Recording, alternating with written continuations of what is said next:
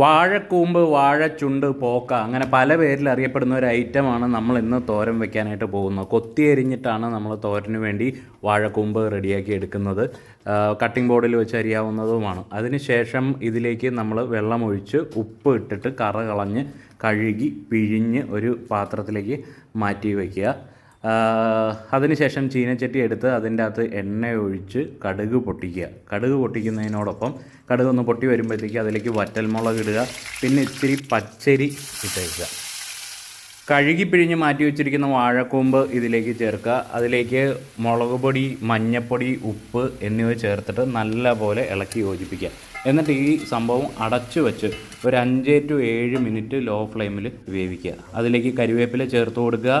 പിന്നെ തേങ്ങ ചിരണ്ടി വെച്ചിരിക്കുന്ന ഇട്ട് കൊടുക്കുക. എന്നിട്ട് നല്ലപോലെ ഇളക്കി മിക്സ് ചെയ്യുക. ഇനി ഇതിൻ്റെ പച്ചച്ചോവ മാറി ഒന്ന് റെഡിയായി വരുന്ന പോലെ ഇത് കുക്ക് ചെയ്യുക. വീഡിയോ ഇഷ്ടമായെങ്കിൽ സബ്സ്ക്രൈബ് ചെയ്യണേ.